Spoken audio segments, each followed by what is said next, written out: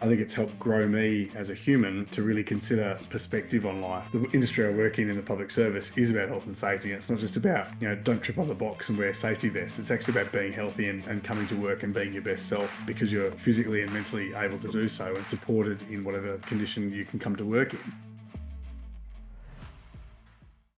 I'm doing something new. I'm going to try and make this a bit like an old show I used to watch, which was Sunday Mornings with Charles Carroll.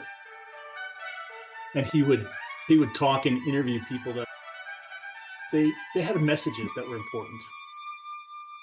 And it was artistic, it was calm, it was enlightening, it was insightful. So we'll try a little bit of spoken word, if you will. Yeah, sounds good. There's something wonderful that occurs when you take the time to talk with the people who you have in your life. As Nobel laureate John Steinbeck once said, if you understand each other, you'll be kind to the other. Knowing each other well never leads to hate, and almost always leads to love. Now, I've definitely found this to be true. When you've learned to see the good in another's journey, you almost always find that they have fascinating and connecting stories to tell. This story is one of these inspiring stories from someone good, who's doing good in the world. It's a story of a friend of mine, an Australian man I met many years ago when we were both working in human resources in a large Australian public service department. He was working to promote workplace health, safety, and well-being, including ways in which an organization can help bring people back to work after an injury. I was working in the area of helping an organization build the understanding and the skills to build collaborative efforts. It was my first APS role, and I couldn't have had a better colleague to inspire me for the public sector values. Nathan Lester was so engaging, so honest, so diligent at making positive change for the world. He started a program to enhance blood donations, Vampire Shield, something that met with real success and record levels of donation. His dedication, his innovation, his ability to see the right thing to do and make it happen, it just impressed me so deeply. And you could see in his work that he genuinely cared about making a difference.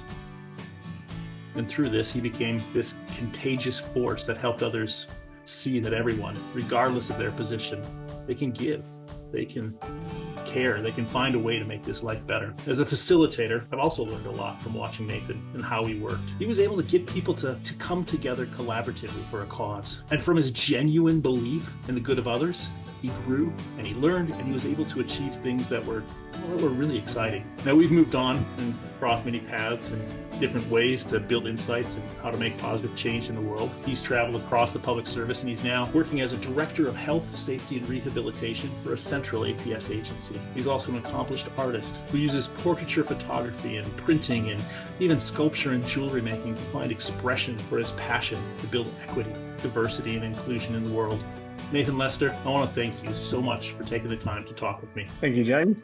It's just so lovely to hear that. And some of the stuff you've remembered from many years ago. That's really cool. Yeah.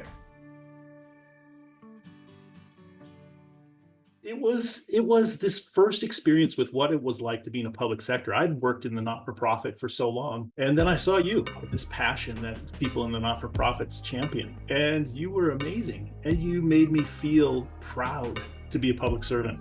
That's just mind-blowing. I don't have words. It's just so lovely to hear that. Now I'm excited to hear more of that story. Awesome. Well, I'm happy to share it.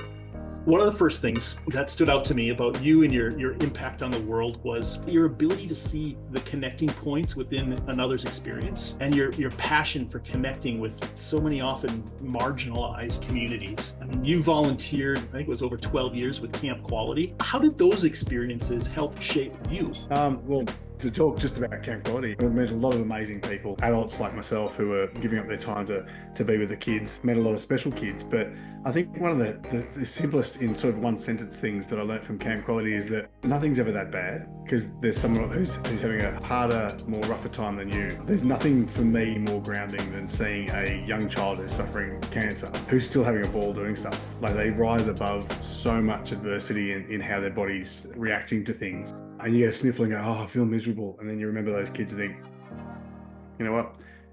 It's not that bad. And a lot of those kids live positively in the moment because I think, and they never said it, but they don't know how long they've got. So they live every moment to the absolute fullest. And that's one of those things that I think I learned by osmosis. The kids don't say it, you learn it from them. And yeah, I think it's helped grow me as a human to really consider perspective on life and how things are, but also acknowledging how things are for other people, in that it's not always great for other people, but you can acknowledge that because you don't always see it, but you can acknowledge that people might not be having a great time. So I think it taught me a lot in a very simple way. There's a human connection that's powerful within that. Yeah. You know, if you can help someone and connect with them, even if they're in tough position. And sometimes in that situation at camp, it was just being there. Sometimes you have to be doing anything crazy or wild with the kids. It's just spending time with them and just enjoying the presence of being with someone. Sometimes that's all the kids wanted. And it was just to have someone to hang with. And it was just those moments that live in your mind forever. I've known you over 17, almost 20 years. When we first started in the public service, I slowly discovered you were an artist. When did you realize that you were interested in art? Was it like something you were taught? I mean, I know your father, Michael, and he's an artist and has been so for almost 50 years, I think. And your mom, Margaret, I've seen some of the photos that you've shared on Instagram and on Facebook of them together in like a Van Gogh house and, you know, at different places. Yeah. And I'm just wondering, can you talk about when you learned that you were an artist? Yeah, well, I think for me, art was one of those things that was just something that just sort of occurred. All my memories of Dad have always been him painting. But in addition to Dad doing that, I have very fond memories of Mum through the 80s, the big quilting sort of explosion, macrame explosion from the late 70s. Mum did a little bit of that, a little bit of pottery. It was sort of Mum's hobby and sort of Dad's hobby, but it's more Dad than Mum. They also started the art show for the local parish that I went to as a kid. And they ran that for, I think it was 11 or 13 years. So I was around art every year for a whole sort of weekend and then a week or whatever it was the art show ran for. Because I was so young, we used to be in the school hall when it was all being set up. I learned how to carry, more than one artwork at a time, how to not run around the pottery area, all those things as a kid. So I was always around art and realistically probably some really great local artists that I just didn't know. And I think that grew my art experience. In year 10, you choose classes and I was one short on the list. And we had a new teacher starting who was doing a class called graphics, I think it was called. It ended up being the class that changed the direction of where I was headed, I suppose, in school. In that context, I got to learn very simplistically how to use an airbrush. The teacher was teaching photography as well, gave us cameras, we took photos, and that then led me to turning into, for my college electives, dropping all music ones and turning all into photography, because I went, this is what I want to do and I can do this. Yeah. And that sort of led me into the photography field. And then by the time I was in year 12, I was doing all the school photos and charging the school money for the prints because it was all black and white photography in the school. So I photographed all the school productions. I did a lot of yearbook stuff. There's a few of us who do yearbook things, but I did that. So that very simple class in year 10, changed the trajectory of where I was at. And that's how I found my art niche, because I wasn't great at painting. So photography is something I could express myself without having to worry about picking up a paintbrush and painting. And then it also took off from there. Many years later, I actually connected with that first teacher. So, because I messaged him and said, you kicked off a photography life for me. He comments on my photos on Facebook every now and then when I put up one of my arty ones. And I've got one of his artworks here on the wall at home that I purchased at one of the art shows that my parents ran. So this whole sort of circle of things that kicked off. And like you said, how one person can sort of simplistically inspire you. And it's always nice to reach back and let them know what that meant. Yeah, I studied photography quite heavily at school and did excessive amounts of photography at college. I was always in the library getting books on techniques and ideas and alternative concepts and always playing in the darkroom doing something experimental. And then went on to study it at TAFE. I did a certificate in basic photography, but my work experience in year 12 was with a very well-known Canberra photographer who then offered me a job. So I worked as a darkroom and wedding assistant for him for a couple of years. Which was great fun. So I've kept in contact with people that have helped grow my photography. And then I've obviously dabbled into other things which have used my photos for painting and alternative techniques as well. Yeah.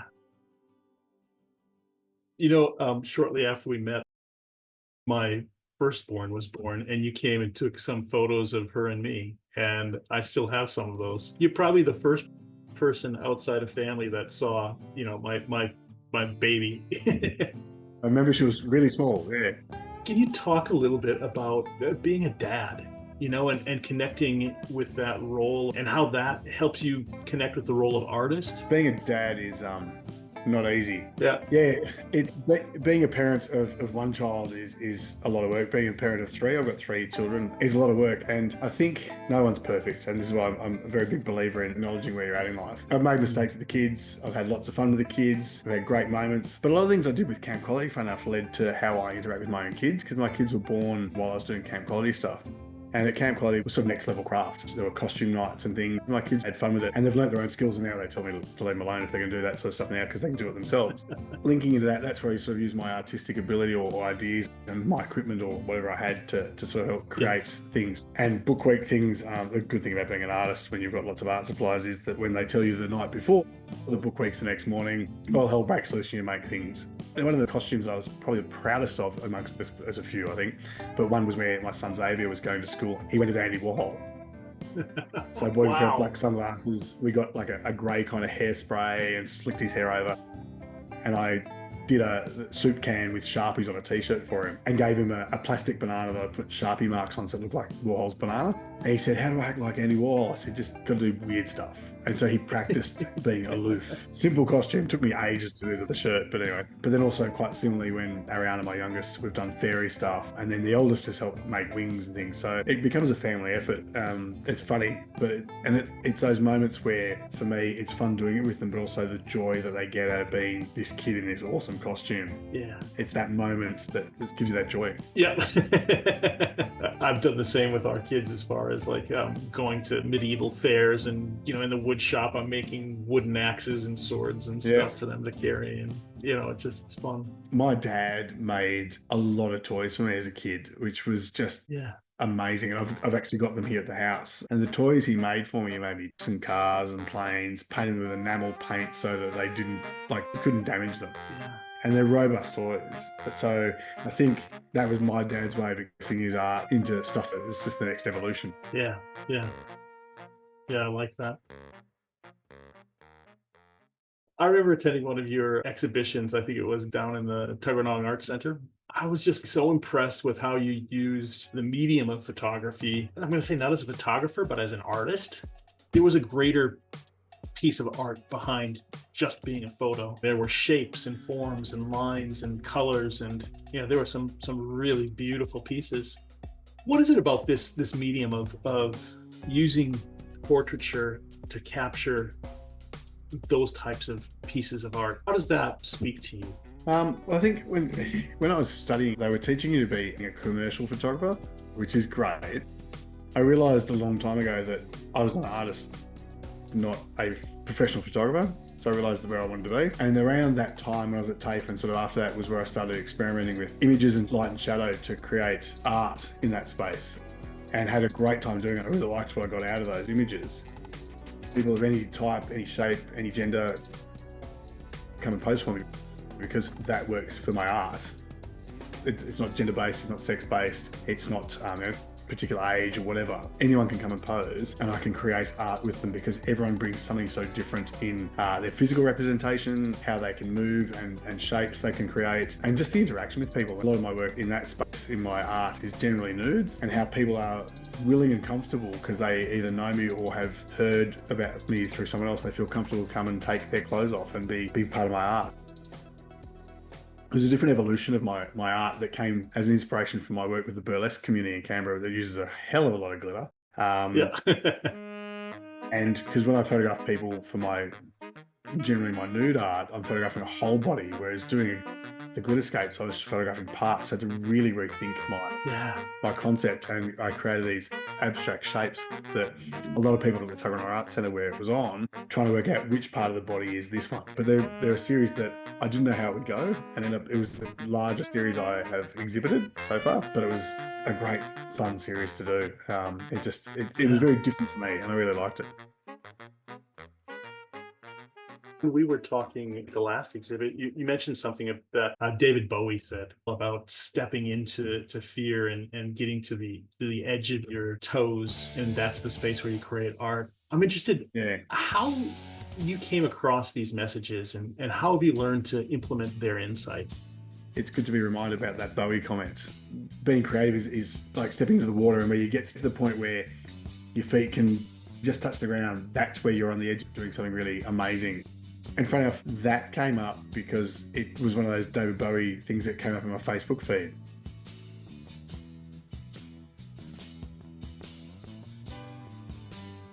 And I thought, that's fantastic. Like, it's just, it's the personification of where you need to step as an artist. Don't be safe. Don't go crazy, but just push on the edge a bit, and that's when you'll hit that mark. And it doesn't really have to be something revolutionary or outlandish. It just has to be something that's testing you. And so that series that where we talked to my last exhibition earlier this year was a big step, because every single artwork in that one, as you know, was me nude. It was a whole thing to put that on display, and not all thinking through all the elements of it in the context of, I invited my team to come to my exhibition opening and then went, oh, they're now going to see me nude. So those sorts of things I hadn't quite thought I wanted to express something in a different sense. And I kind of got warnings as I walked in the door going, just so you know.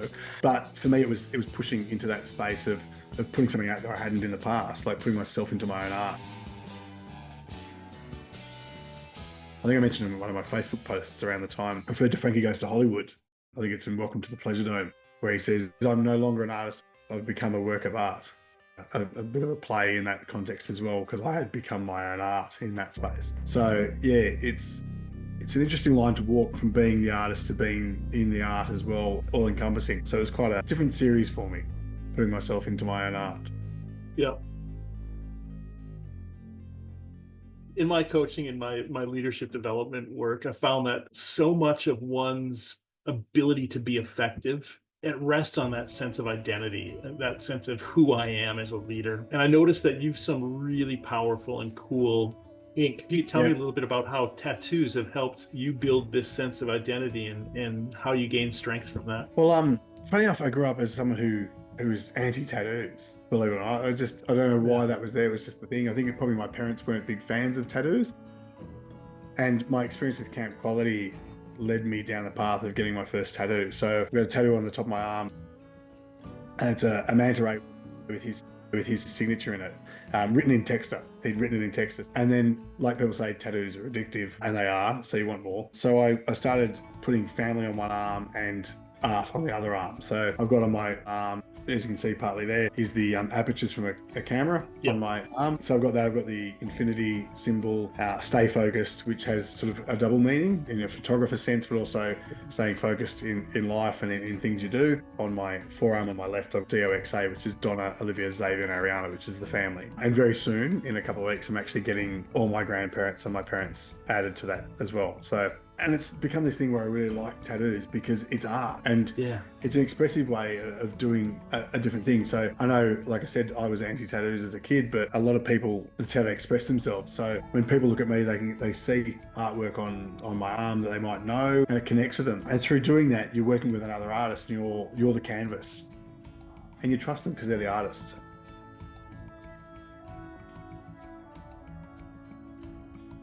The other one I've got is following some open heart surgery a few years ago. I've got a heart with some watercolor on it. And the artist there, I did a quick mock-up and said, here's what I want. So she did the heart the way I had asked, and she just did the color splashes of watercolor, whichever way worked. And it's just fantastic.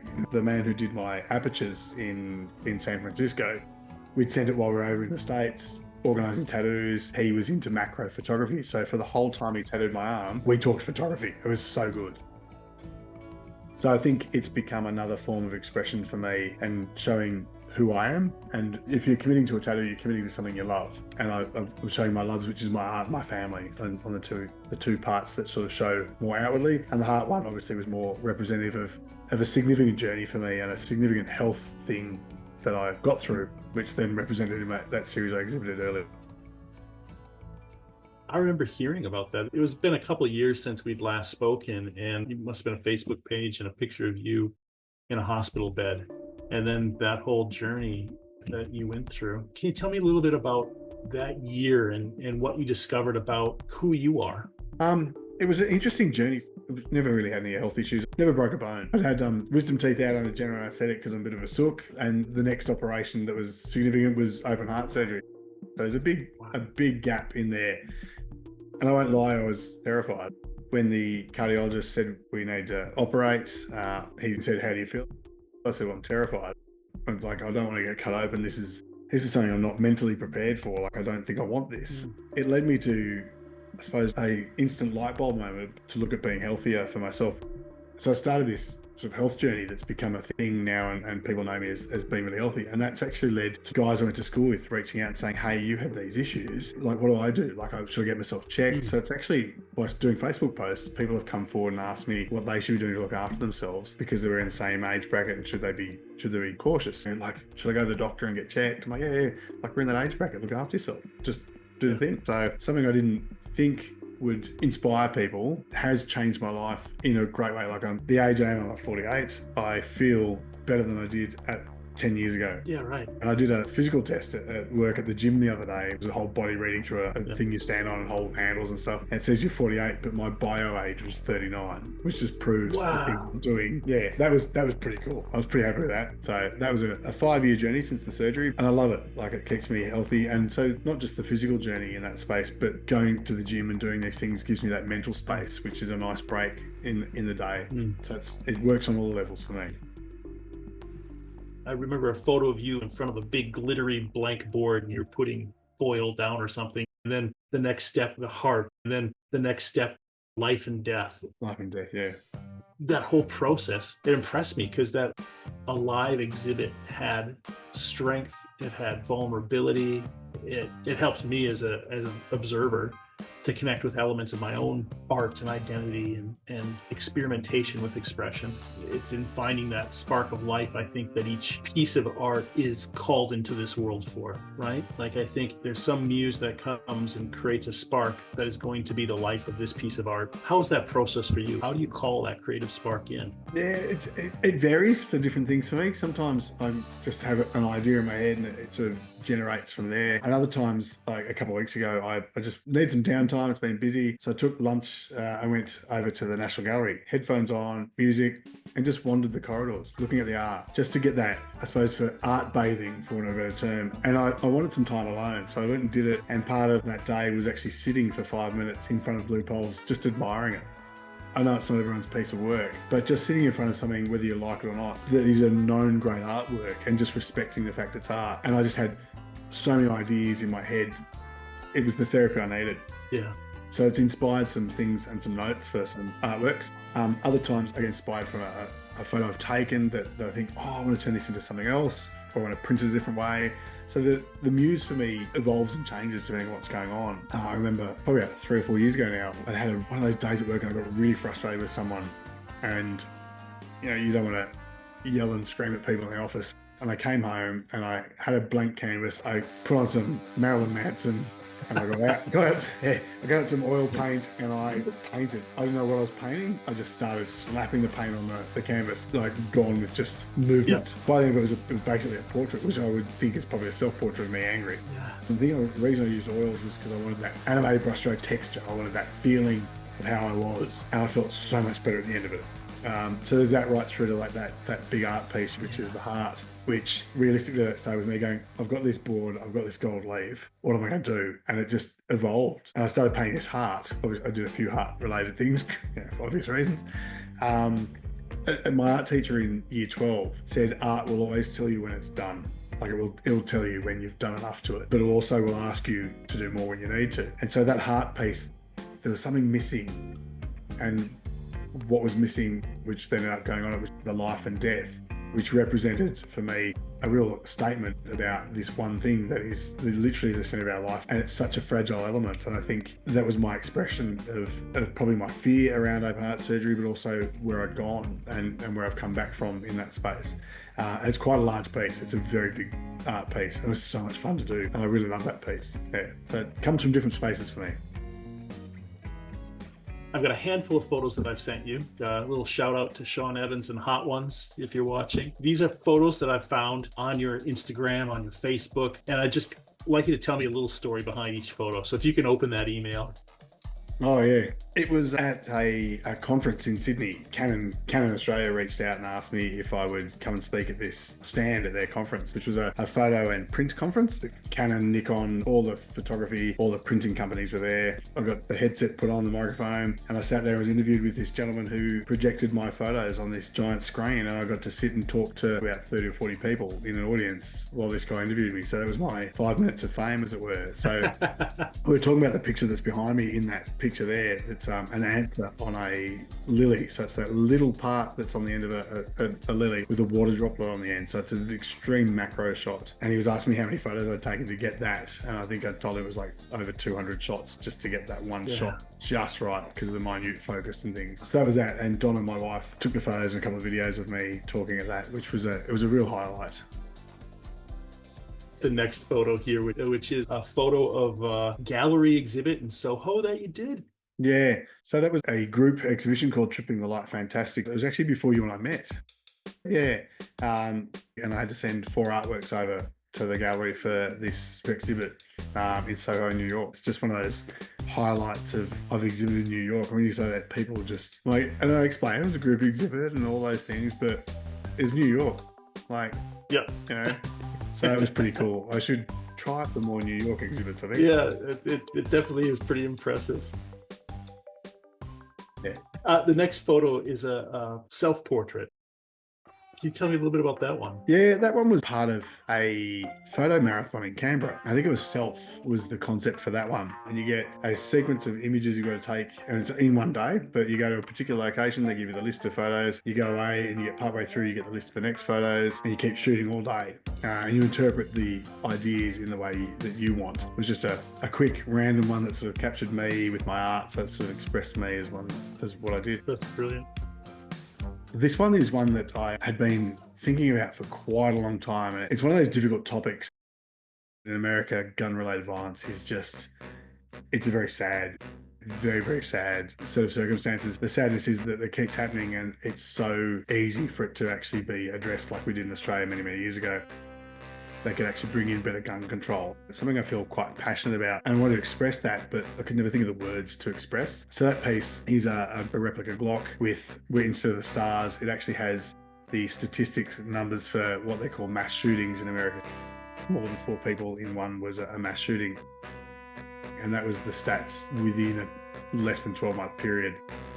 And that's why there's 4 bullets, is because the 4 bullets representing the 4 people for the mass shooting. I went with gold with the gun for the simple fact that gold is this precious and wonderful material, and that the gun control and the fact that people want to leave the gun still in the hands of people as this precious sacred thing. And I deliberately painted the red and white stripes. I painted the red to actually drip like blood as well. So I put a lot of thought into the concept. I wanted to be powerful. You achieved it. Yeah, it's a statement piece. It's very much a statement piece. It's powerful.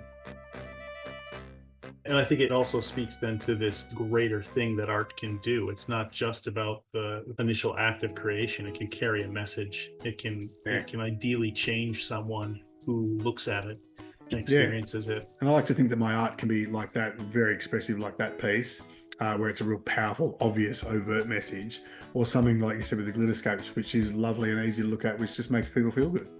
Yeah. The next photo, I think, is an early work of yours. Oh, yes. Gosh, yes. Like, that's ancient. Gosh, that was high school. Yeah. That's how long that was. So, I got into calligraphy at high school, and I had a calligraphy book, and that was a saying in the calligraphy book, and I redid the saying on the torn bits of paper, which, funny enough, when I look at it, I liked the saying, but then many, many years later, like decades later, it's actually a really powerful message. You read that message for us as well? If you wish to draw tears from me, you must first feel pain yourself.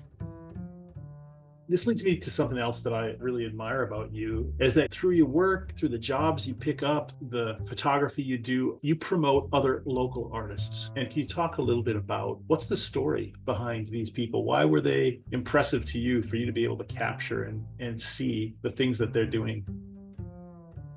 Yeah, and the first one is the band Tundrell. The guy with the bass is Peter, who I met in photography. at college. Nice. And we're still great mates. I also learned through hanging out with them. They used to be called Buff Tundral, which I remember back in the 90s. So it was these weird connections in Canberra. So I actually did a lot of Tundral photos for a couple of years there. Yeah, so I shot the sort of promo shots, and we did a bunch of live stuff and things as well in that space for them. Travelled to Goulburn for Battle of the Bands to photograph them there, that sort of stuff. It was always good fun. They're a great bunch of guys. Had a ball shooting them. The next photo is another band. Tell me a little bit about that band. So that's Non-Binary Code. Yeah. So Jolene, who's the lead singer of Non-Binary Code, is the non-binary element of Non-Binary Code, and the guitarist is Steve, and he works in IT. So that's the code part. So Non-Binary Code. And they used to be a two-piece, and now they're a four-piece. Awesome local kind of punk kind of band. But they do some really great stuff. They do a few covers. They do like a sort of a punky cover of Toxic by Britney Spears, and a couple other cool covers, as well as their own original stuff. There's some real good talent. Yeah, Non-Binary Code, I recommend them. They're a great band, full of energy all the time. There's all these interconnections in Canberra. So that's Ryder in their persona as Sorrento from Sorrento and the Delinquents. So I did their promo photos. And I like the sort of 80s vibe that Ryder sort of pulls in that sort of look.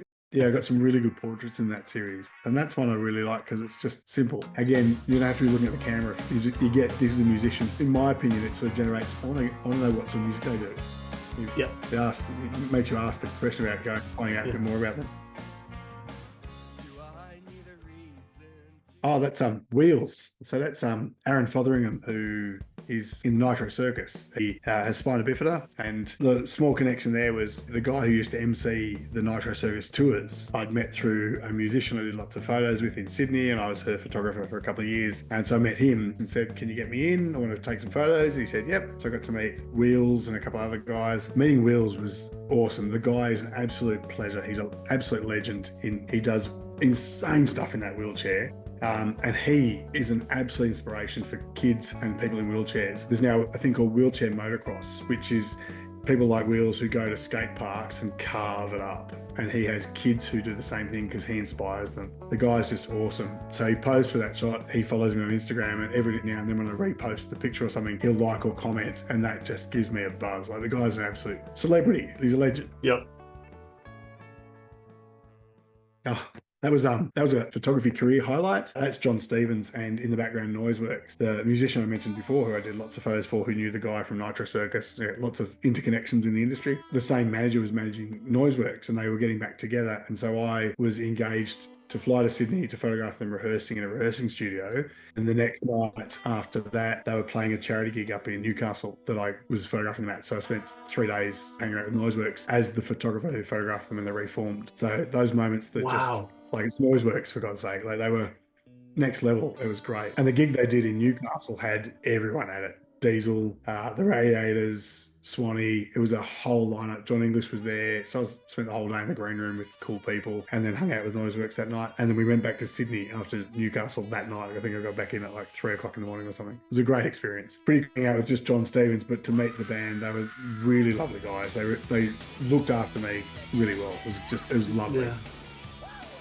This next photo has a story behind it, and I absolutely love this story. I think it speaks a bit to your ability to connect at a human level. Can you tell me a little bit about what happened behind this photo? Yeah, so it's one of those things that came up through a local drag queen who mentioned that his dad was being moved out of his house because of the asbestos-related insulation that happened in Canberra. And he'd lived in his house for 70 odd years. I reached out to him and said, "I need to get a photo of your dad with this house." Like, I felt compelled to give him something as a good memory in that space. And I thought, what can I give but a photo that will last beyond this sad moment where he's being moved out of his house? So I rocked up there in the morning, and we started out the front. We did photos inside, and we did a couple other shots. But I kept coming back to this one because it's one where he didn't look at the camera, but it says it. It's just, sometimes you just can't plan this stuff. Everything just worked, and I think it's a beautiful shot of a really lovely man who now lives in a different house. I like it, and that's what I try to get with my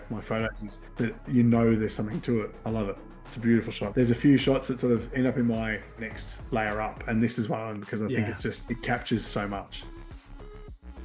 Oh, my mate Jeff. I actually met him many years before that through some friends of mine who I did scouts with, and he used to come along because they all knew each other. Anyway, I started at this department, And someone saw this Jeff in payroll that was in a wheelchair and went, does he look like this?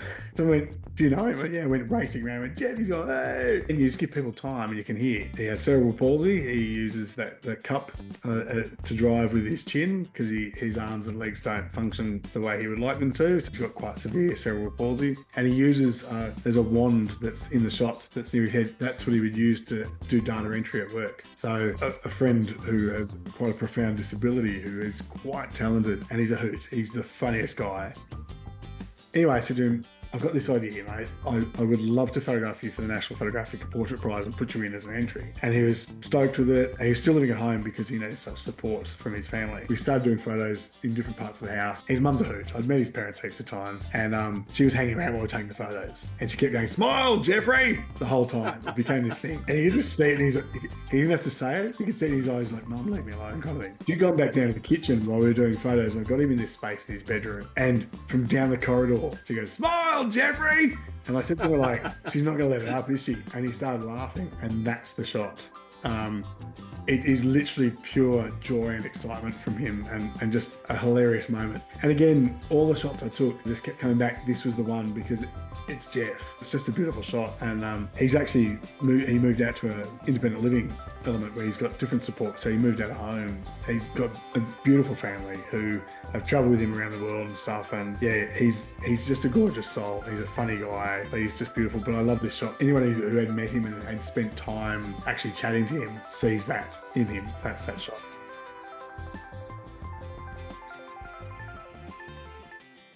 You set such a good role model for everyone's right to belong. You have this passion for equity, for diversity, for building acceptance, different body types, abilities, disabilities, gender, sexual orientation. I remember seeing a post you put up which said anyone can cosplay, and it was, silhouettes of different shaped figures and superhero costumes and whatever else. But tell me more about that. In that space for me, it's been all these things that sort of intermix the whole time I've been photographing. I've always said anybody type because I want what that person brings. As I've grown more and got to know more people who are gender diverse and non-binary, it's sort of led me to sort of more express and say, whoever you are, come as you and I'll photograph you. And then by doing that and then outwardly expressing that's what I'm putting or calling out for my art, it's showing that everyone can be who they want to be and that it's fine and it works. And I think I've become more passionate in the last few years through knowing my non-binary friends and my trans friends, using my art to express with them how they're just people. Yeah. Like, there's nothing different between anybody. I've used my art in that space to try and break down those barriers. I've really enjoyed that. And I've done portraits of people who might be struggling a little bit with gender dysphoria or other things, who feel comfortable enough to come and do a shoot with me where it might be a portrait shoot that helps them see themselves the way we see them in a positive sense. Yeah. And one of those is a very dear trans friend who I met about 5 years ago. I've actually seen their journey and they've come and posed to me a few times. And I actually sent them photos from a shoot probably a good year ago now. And she responded and said, what have you done to these? These are amazing. And I said, nothing. I said, this is how you look. This is how beautiful you are. And I got a few tears back, which to me, it fills my cup. It shows that I can do something that has such a massive impact. And she tags me daily in photos and these glorious posts. So if it's that easy for me to do that with my art or in a portrait shoot, I'm going to keep doing it.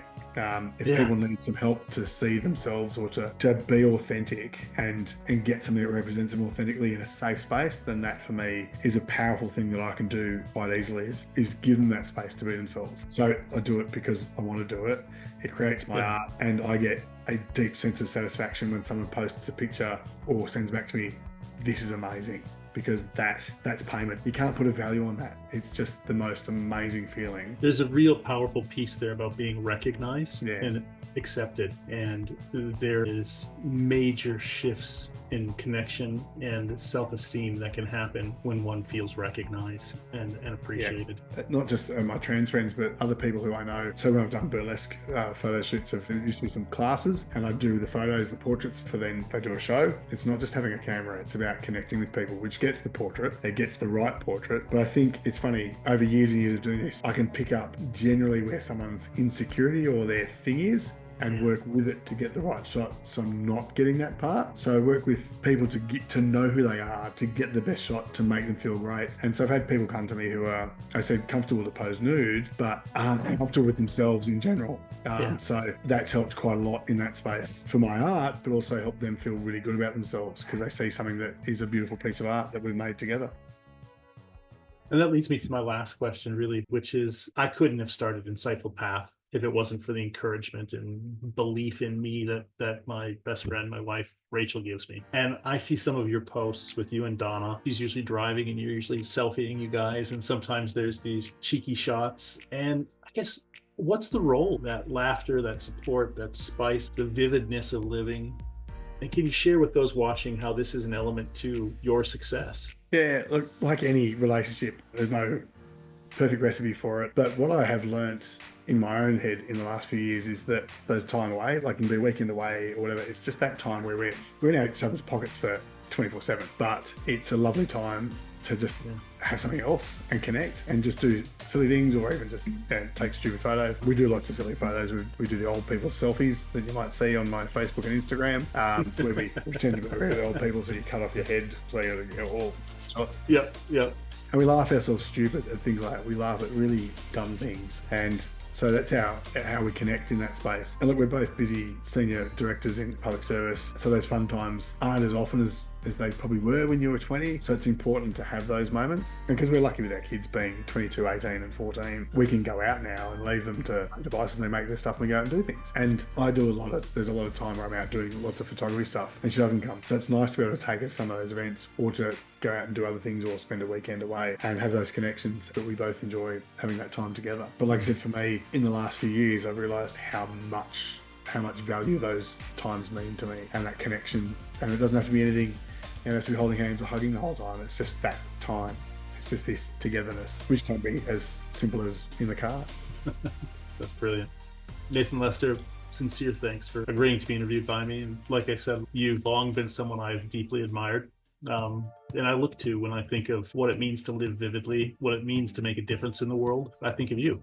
And so thank you for that too. How would people get a hold of you, find out more about your art, how to contact and engage with it? Well, firstly, thank you, James, for your lovely words. Like I don't do what I do for these big accolades or anything. I do it because I just want to be a better human and I enjoy doing my art. But to find me is really easy. I've kept it quite simple in life and kept everything as Nathan J. Lester. So there's pretty much, you Google Nathan J. Lester, up comes everything about me, my Facebook, my Instagram, all that. I'm on Facebook. I've got an art page, got my website and my Instagram all under Nathan J. Lester. So if you look it up, you'll find me on there. That's excellent.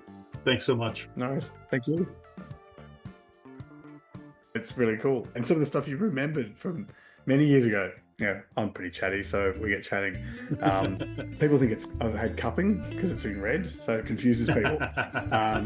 You should be able to do art. Your dad's an artist, which that's not how this works. And it's not. I was studying music at school because I, for some reason, wanted to be a musician, and I had a trumpet. Couldn't read sheet music. 4 years of high school, still couldn't read sheet music. I had to write the notes. And I wasn't a great trumpet player. We've been doing this for 30 years from the moment you handed me a camera and cut me loose. I thought, that's a class that sounds easy to just get the marks, get across the line, and it just became a career path. So I used to end up with fingerprints on the prints of the darkroom sometimes. Yeah. So he'd give me a stir, and he actually rocked up to one of my exhibitions. He said, I don't see any fingerprints on these. I went, good. Yeah. So, yeah. And you said I post, my kids won't stand anywhere near a camera or my phone to get a photo anymore because of that age bracket. But I've got plenty of great memories that pop up on Facebook and other things in my feed. Trying to explain aloof to a kid who's like 8 or 9 was an interesting comment. But that was the fun thing, because I'm a massive Warhol fan, so to have my son go dressed as Andy Warhol was kind of really cool for me, and for him to actually want to be this character. The short version, because it's interesting, but yeah, I wouldn't say it was fun having open heart surgery. Part of that was actually because there's a young guy in my team who had never heard of Blue Poles, let alone never seen it. Yeah, right. With me giving a walk around, because people said, we'd love you to take us on a tour of the National Gallery. I'm like, okay, like if your heart stops, that's it, but also gives you the life, because I got texture, and I never really painted with oil paints till around then. I had a ball doing it. So again, something that just sort of grew on its own, and probably not a conscious sort of decision, something that just evolved as I did it. And the more I played with it, the more I was into it. And I said, "Oh, I'm in Canberra." And they said, "Oh, damn, it's in Sydney." So I'm happy to come. If you want me to come and talk, I'll come and talk. We went to Sydney, went to a breakfast in the morning, and then at a particular time, and I don't think I've done that since college. I better go and refresh my memory of stuff. That anytime you want me to come and talk, yeah, I'll be there. Yeah. Nothing more nerve-wracking than finishing the gig the night after, sitting at my laptop while they're all literally in the room with me while I'm processing the photos with noise work standing over my shoulder because they need the promo shots the next day. That was a little bit of pressure, but it was cool. It's quite a story. Dirty jokes. No, I could talk for hours. Like this has been great. I could talk about my art till whenever. But yeah, no, I think you've got what you need. Otherwise, you won't get rid of me. Apart from Donna, no one else knows that yet.